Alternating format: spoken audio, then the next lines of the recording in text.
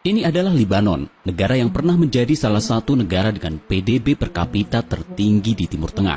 Namun hanya dalam 5 tahun terakhir, Lebanon mengalami penurunan ekonomi yang sangat drastis. Lebanon kehilangan 2/3 dari total PDB-nya. Hiperinflasi yang meluas telah mendorong tingkat pengangguran hingga hampir 27%. Sementara krisis listrik, kekurangan air bersih dan minimnya layanan dasar lainnya memicu gelombang protes tanpa henti di seluruh negeri. Lebanon kini terperosok dalam salah satu krisis ekonomi terburuk dalam sejarahnya. Jadi apa yang terjadi? Semua berawal pada tahun 1975 ketika perang saudara yang dahsyat meletus, menjerumuskan Lebanon ke dalam krisis yang parah, menyebabkan anjloknya PDB, menghancurkan kapasitas produksi negara, dan mendorong migrasi massal. Setelah perang berakhir pada tahun 1990, perekonomian Lebanon bangkit berkat pariwisata dan aliran investasi asing. Hanya dalam waktu 1 dekade, PDB negara ini melonjak 4 kali lipat, dari 2,8 miliar US dollar pada 1990 menjadi lebih dari 17,3 miliar US dollar pada tahun 2000.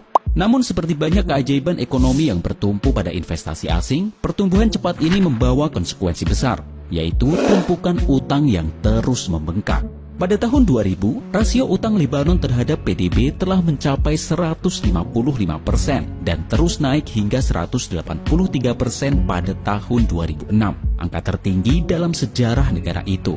Meski utang sebesar itu tidak selalu menjadi masalah jika digunakan untuk pembangunan ekonomi berkelanjutan, tapi pada kenyataannya berbeda. Impian Lebanon runtuh pada 2011 saat perang saudara di Suriah pecah, mengguncang fondasi ekonomi negara itu. Konflik ini menyebabkan banyak investor asing menarik dananya secara massal, sehingga hampir menguras cadangan mata uang asing Lebanon. Warga Lebanon mulai menarik tabungan mereka karena takut bank bangkrut, dan hal ini menyebabkan devaluasi yang sangat tajam pada mata uang Lebanon. Ketakutan akan inflasi mendorong masyarakat Lebanon untuk menimbun barang dalam jumlah besar. Namun tindakan ini justru memperburuk situasi, menyebabkan lonjakan harga yang tak terkendali, memicu hiperinflasi dan memperjelas krisis ekonomi yang melanda negara itu. Pada 2019, warga Lebanon turun ke jalan memprotes kebijakan pajak baru yang diterapkan pemerintah. Kebijakan ini dirancang untuk mengatasi krisis utang publik, namun rakyat menolak. Mereka merasa tidak adil jika harus menanggung beban utang pemerintah sementara mereka sendiri kesulitan memenuhi kebutuhan dasar sehari-hari.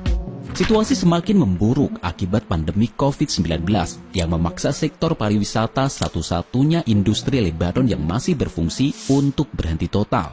Akibatnya pendapatan devisa negara mendekati nol. Pada 2020, pemerintah Lebanon gagal memenuhi kewajiban pembayaran utang sebesar 1,2 miliar US dollar. S&P Global bahkan menempatkan peringkat kredit obligasi pemerintah Lebanon pada level D, menandakan situasi darurat yang sangat kritis. Masyarakat Lebanon telah kehilangan kepercayaan sepenuhnya terhadap perekonomian negara. Sejak 2018, hampir 200.000 orang memilih untuk meninggalkan Lebanon demi mencari kehidupan yang lebih baik. Krisis yang berkepanjangan juga menyebabkan akumulasi barang dalam jumlah besar di pelabuhan, mencerminkan lumpuhnya sistem logistik dan perdagangan negara. Dan tragedi semakin memuncak pada tahun 2020, ketika ratusan ton pupuk meledak di pelabuhan Beirut, ibu kota Lebanon. Ledakan dahsyat ini menewaskan lebih dari 200 orang dan menyebabkan kerugian miliaran dolar, menjadikannya salah satu bencana kemanusiaan terburuk dalam sejarah Lebanon.